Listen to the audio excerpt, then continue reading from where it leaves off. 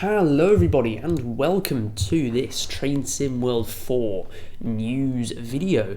Today I'm going to be doing something a little bit different, something that I haven't done yet. Really something I haven't done in ages. Now this is going to be more like a route suggestion because there is almost no evidence that this is going to happen. The only speculation I can sort of go off is this single guy who basically completely unsupported just says, oh, there's a Sydney route in production, and has done for the last week or so. Whether he's right or not, we'll see. I'm very far leaning towards the no category, and I don't expect this to be a route. But, it might be. I reckon it'd be a nice route. It'd certainly be interesting for players. Lots of variation, and I think it would sell like hotcakes, as I maintain, because I've sort of made videos on this. In fact, I've made route suggestion videos years ago on these parts of this route, except they're split across two different route suggestions. Anyway, let's get straight into it. Obviously, because I am a local on this line, I've included a lot more first-hand knowledge in this. I'll call it a route suggestion. Sod it. So yeah, just to preface, none of this is substantiated by any evidence. It's just a sort of, I'd like to say hunch, but it's not even a hunch. It's just wishful thinking on my part. But yeah, forget about that. We'll go straight into the route. So we've got about 50 kilometres long, so reasonable in the length department. We've had 160 kilometre long routes, so I don't think that's really too much to worry about. 43 stations, which could be an all-time high. I'm not certain. It's certainly a lot, but I think it's pretty manageable. Most of them are the same. Well, they're not the same, but a lot of them are similar, especially on the north. 8 depots, so lots of depots scattered around, and there's lots of different lines travelled on that I've listed there. Everything's fully electrified at 1500 volts DC. There's bits of single track, double track, quadruple track, sextuple track all over the place. It's arguably travels over the busiest railway in Australia. It's a very interesting route. Slightly low maximum speed at 100 kilometres an hour, but considering the types of services that we'll be running, I don't think that's really an issue. You won't be hitting that really very often on this route. So just a few pictures of the route, I guess. This is Killara on the northern bit. On the map you can see it's up here. This is just in the double track section, sort of low density area. Then we got Chatswood, which is a bit further down. This is much higher density. It used to be quad track, this bit, with another diverging line, but that's been converted and is no longer a classic mainline railway. And this is a very cool station. Got development above and below, and obviously on the sides. This is Town Hall. This is in the city, City Underground, sort of a New York-esque style. This photo's from a while back. The station has been hugely renovated and looks much better now. The platforms have been redone. Everything's been repainted and cleaned up. This is Museum Station. This is a modern photo, pretty much up to date. I love this station. It's so cool. Very Paris-esque. There's period advertisements on the wall, which I think are just so cool. I think it's the coolest station in Sydney. I really do. This is a low-res picture. Actually, it's not. It's a low-res CG of Central, but it's what it looks like, so can't really go wrong. On the right hand side we have the suburban through platforms. On this end it goes into the city tunnels, and then the North Shore line is out the other end.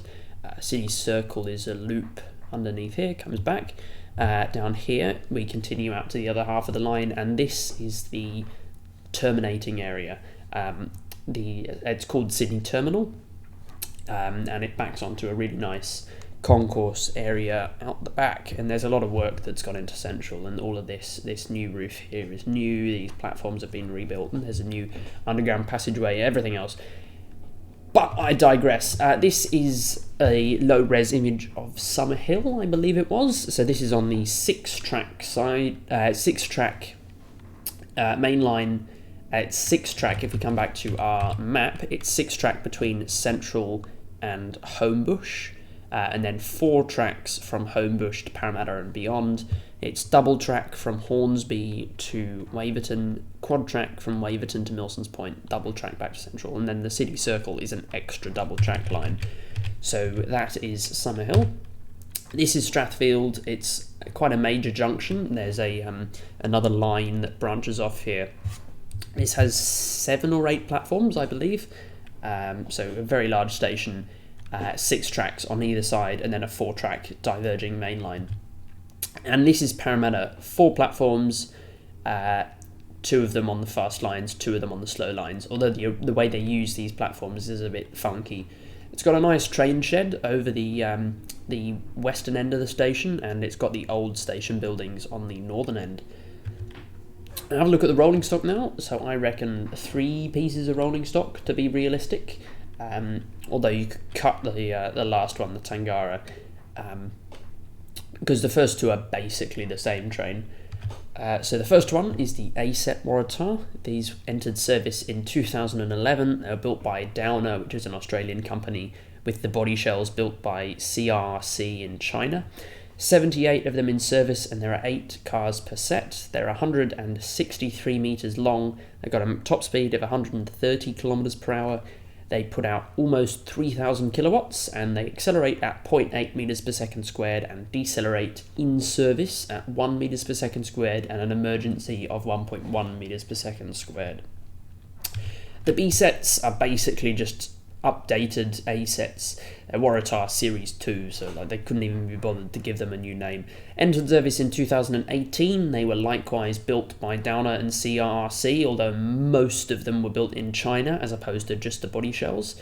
41 of them in service. These ones were again built in 2 batches. There was the first batch 1 to 24 or something, and then there was the last 17 that were built a bit later. So some of them are very, very new and shiny.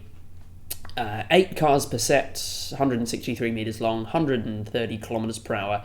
I'm pretty sure they're almost 3,000 kilowatts again, but I've heard sort of driver testimony saying that they are a bit more sluggish than the A sets, so either they're slightly heavier or they're slightly less powerful. But Wikipedia still claims that they have the same acceleration and decel performance as the A sets, and the main differences between them are obviously the livery on the outside.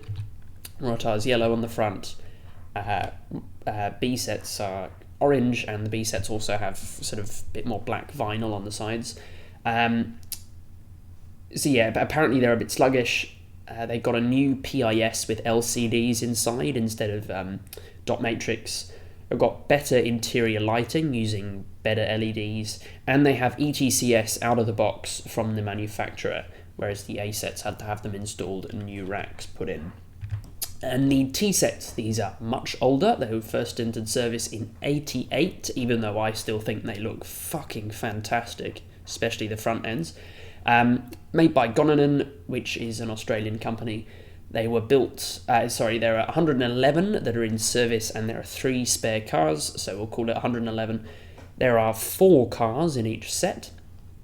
There are 81 metres in length, which means 162 when coupled into a 8-car train, as they almost always are. Maximum speed of 115 kilometers per hour and a power output of 1,824 kilowatts, so quite a bit more powerful than the Waratahs. We'll have a look at the service patterns now. So there's the T1 North Shore and Western Line. So this is the full length from Hornsby to Parramatta, and trains on this stop at Parramatta, then 4 in every hour stop at Lidcombe.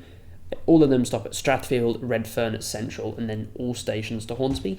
Peak express trains don't stop at Roseville, Lingfield and Killara. Off-peak express trains start and end at Linfield and are only 2 per hour. and do not stop at Roseville, Artarmon, Wollstonecraft and Waverton. And you might want to cross-reference back to the map. Just for all of these slides, you might want to cross back to the map just so you can get a more detailed understanding of what I'm talking about. Off-peak, all stops trains start and end at Gordon, and some trains start and end at North Sydney in the morning and in the sort of at the beginning of the peak and in the evening, because there's a yard, the Lavender Bay Yard, which is connected to North Sydney Station. Services: the T2 Inner West Line, one of the two lines making up the T2. This is partial length from Parramatta to the City Circle, and they are all stations to Parramatta, from Parramatta to the City Circle. The T2 Leppington line, this is Granville to the City Circle, so most of the same as the Inner West, but just not quite the extra 2 stops to Parramatta, and that's because they branch off at Granville and go to the south.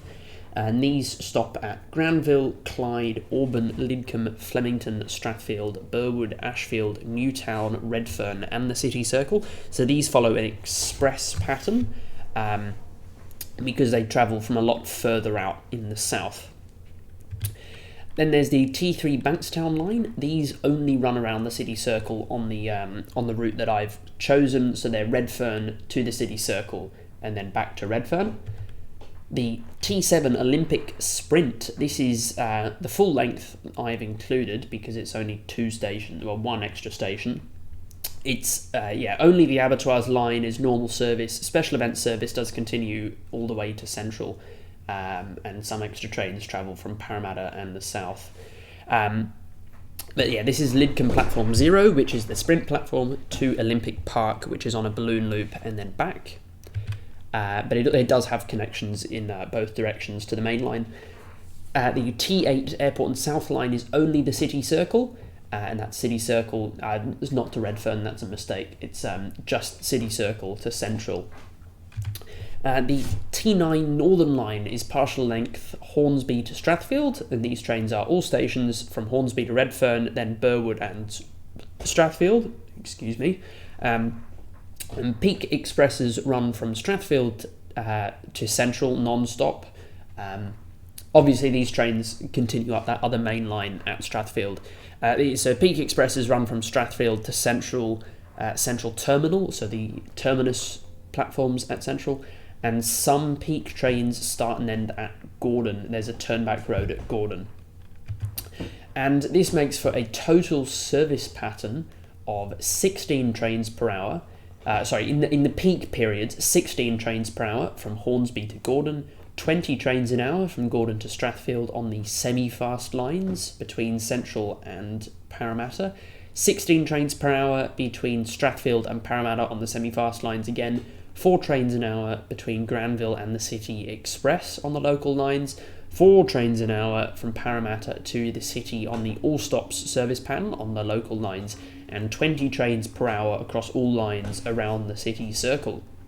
So a very intensive service pattern, and a very interesting route overall. I haven't even mentioned that this route travels over the Harbour Bridge. I completely forgot to mention that. It goes over the Harbour Bridge, great views.